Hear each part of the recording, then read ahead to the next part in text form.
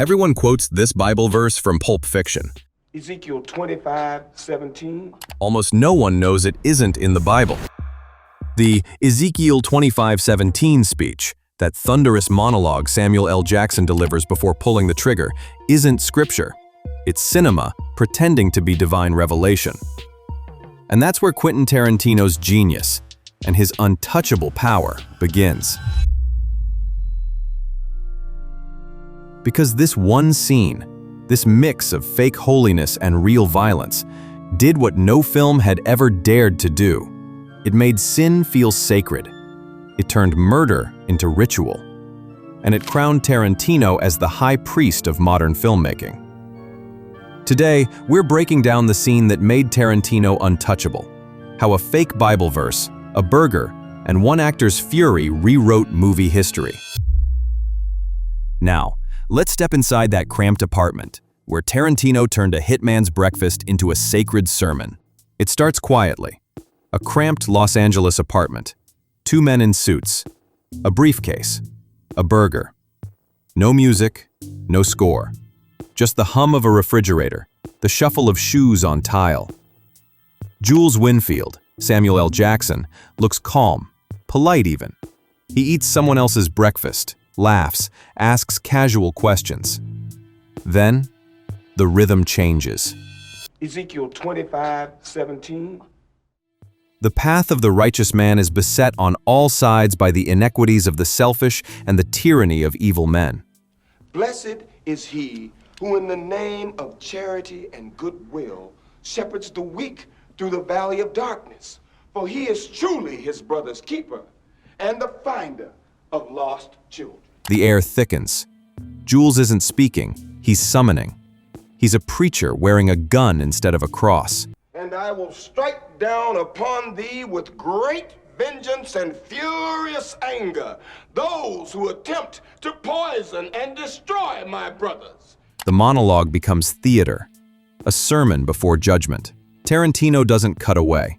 He keeps the camera still, wide, patient, merciless. You can't blink. You can't escape. And you will know my name is the Lord when I lay my vengeance upon thee. The words sound biblical, but they're not. The real Ezekiel 25:17 is a single line about vengeance. Tarantino turned it into poetry, rhythm, repetition, false holiness. It feels sacred because the performance is sacred. That's Tarantino's trick. Turn imitation into revelation. He doesn't tell stories, he remixes belief itself.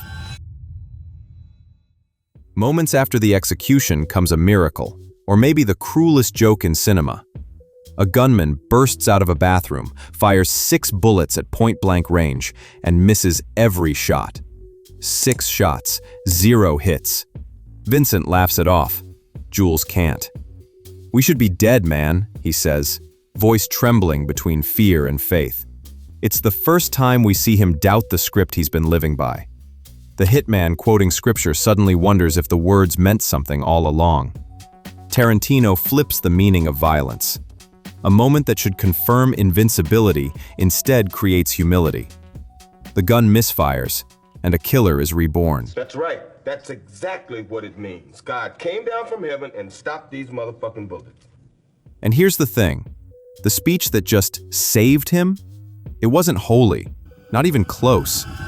Stay with me. We'll uncover that secret soon. Because once you learn where those words really came from, you'll never hear this scene the same way again. Later, in the diner, Jules repeats the same verse. Same man, different soul. He speaks softly now, almost whispering the lines to himself. Maybe you're the weak. Maybe I'm the tyranny of evil men. But I'm trying. I'm trying real hard to be the shepherd. It's redemption disguised as déjà vu. The same words that once justified murder now inspire mercy. Tarantino's structure is symmetrical. Repetition as revelation. The audience feels the transformation before understanding it. You realize you've been watching a conversion story, not a gangster flick. A man rehearsing righteousness until it finally takes root. That's Tarantino's quiet genius. He hides morality in plain sight, beneath burgers, bullets, and punchlines. Look closer at how the scene is built. Marcellus Wallace don't like to be fucked by anybody except Mrs. Wallace. No score, no soundtrack, only breathing, dialogue, and the hum of fear. Cinematographer Andrei Sakua frames the shot from below, the victim's eye angle, making Jules appear godlike. Tarantino turns stillness into rhythm. Every syllable hits like percussion. Every pause lands like a drum beat. Even without music, the scene feels scored, a gospel of gunfire and silence. He directs tension like choreography. Timing equals power. Restraint equals authority. That's why the audience can't look away. It's not the violence, it's the control. And control is the language of gods and directors alike. But here's the revelation that still shocks people decades later. That iconic Bible verse isn't from the Bible at all. It came from a forgotten Japanese film, The Bodyguard, 1973, starring Sonny Chiba. At the start of that movie, white text scrolls across the screen. The path of the righteous man is beset on all sides by the inequities of the selfish and the tyranny of evil men, and they shall know that I am Chiba the bodyguard when I lay my vengeance upon them. Sound familiar? Teenage Tarantino saw it, loved it, and years later resurrected it. He swapped Chiba for the Lord, merged it with a sliver of real scripture, and made cinematic scripture out of plagiarism. That's not theft, that's resurrection. He took the relics of grindhouse culture and turned them into gospel. He made imitation divine. That's the Tarantino formula in its purest form. Take the disposable, polish it until it feels eternal. He doesn't film stories, he canonizes pop culture. But none of that mattered until Samuel L. Jackson brought it to life, and almost lost it. Another actor, Paul Calderone, had impressed Tarantino so much that Jackson's role was slipping away. When he heard, he was furious. He flew back to LA for a second audition, tired, angry, hungry. He walked in holding a burger and a milkshake. He didn't say hello. He just started eating. Bite, sip, stare. Then he began. The path of the righteous man. The righteous man is beset on all sides by the inequities of the selfish and the tyranny of evil men. Producer Richard Gladstein later said, "I thought this guy was going to shoot me through the head." That moment was raw, terrifying, magnetic. It wasn't an audition, it was possession. Tarantino was stunned. He rewrote the scene around it. The burger stayed, the Sprite stayed. That slow, casual dominance, born right there. Jackson didn't play Jules Winnfield. He became him. That's when Tarantino found his rhythm. Characters who preach while killing, sermons delivered through gunfire. Cool on the surface, chaos underneath. What English, motherfucker, do you speak it? The gospel of pulp. When Pulp Fiction hit theaters in 1994, it detonated. Audiences left the cinema quoting that fake verse like scripture.